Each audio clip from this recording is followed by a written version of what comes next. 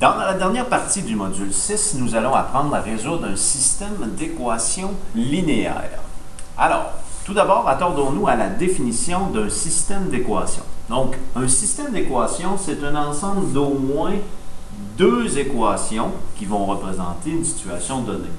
Nous allons apprendre, entre autres, dans ce chapitre, à résoudre algébriquement des systèmes d'équations à l'aide des méthodes suivantes. Donc, la méthode de comparaison, la méthode de substitution ou la méthode de réduction. Alors, qu'est-ce que veut dire résoudre? Donc, résoudre un système d'équations linéaires, c'est trouver le point d'intersection. Donc, le point d'intersection de deux droites. Donc, on va essayer de voir à quel endroit les droites se croisent, les droites se coupent. On appelle ce point la solution du système d'équations, donc du système. Maintenant, donc, lorsqu'on regarde un système d'équations linéaire, un système d'équations linéaire peut posséder une, plusieurs ou aucune solution selon la position relative des droites. Donc, on a vu précédemment que des droites peuvent prendre plusieurs positions l'une par rapport à l'autre. Ainsi, si on regarde des droites qui seraient parallèles et distinctes dans le plan cartésien x, y ici, donc si je prends par exemple une première droite et une deuxième droite qui sont parallèles, par exemple, la droite YA égale 2x plus 4 et une deuxième droite Y2 égale 2x plus 2. Ben, ces deux droites sont parallèles et distinctes. Pourquoi? Parce que la pente de la première et de la deuxième droite sont égales, donc deux pentes qui valent 2. Et parce que l'ordonnée à l'origine, donc le B ici, B1, est différent de B2. Alors, lorsqu'on a des droites parallèles et distinctes comme ça ici, il n'y a bien sûr aucun point d'intersection, donc aucune solution. En d'autres mots, aucun point d'intersection.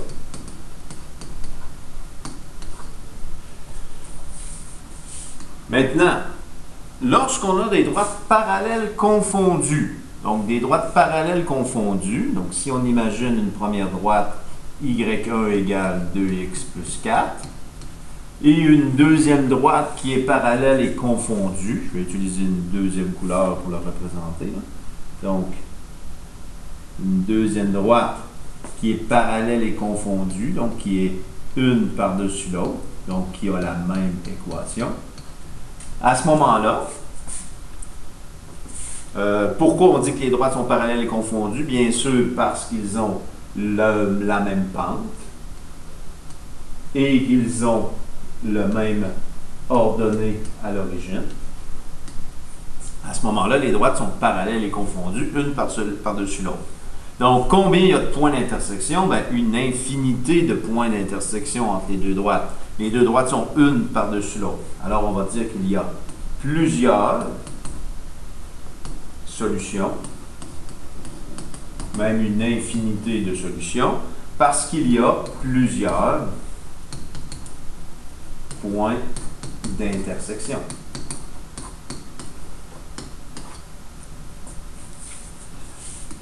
Donc, ici, sur des cas un peu plus particuliers, généralement, les systèmes d'équations qu'on aura à résoudre seront plutôt des droites qui seront séquentes. Donc, par exemple, si on dit Y1 égale 4x plus 2, et une deuxième droite qui est ici, Y2 égale 2x plus 5. Donc, des pentes qui sont différentes, des ordonnées à l'origine qui peuvent être différentes ou les mêmes. Donc, ce sera des droites qui sont séquentes. Donc, lorsque la pente de la première n'est pas la même que la pente de la deuxième, les droites seront séquentes. On remarque donc ici qu'il y a un point d'intersection. Donc, on dira qu'il y a une solution. Donc, une solution, c'est-à-dire un point d'intersection.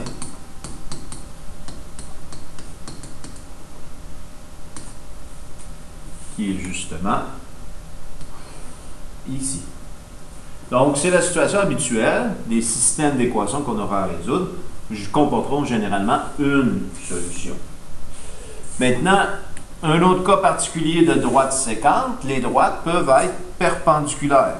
Donc, imaginons par exemple une droite qu'on pourrait dire ici, donc une droite décroissante par exemple, où y1 est égal à moins 2x plus 10, donc une pente négative, une droite décroissante, l'ordonnée à l'origine à plus 10 ici, et une autre droite, on va la mettre directe, ici cette droite-là, donc passe par 0, 0, et qui est perpendiculaire, donc qui aurait par exemple comme équation, pour ma droite numéro 2, une demi x plus 0, puisqu'elle passe par l'origine.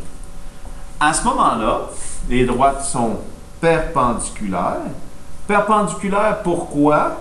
Parce que lorsqu'on regarde le produit de leur pente, quand on prend la pente de A1, ici, et qu'on multiplie par la pente A2, ça donne moins 1.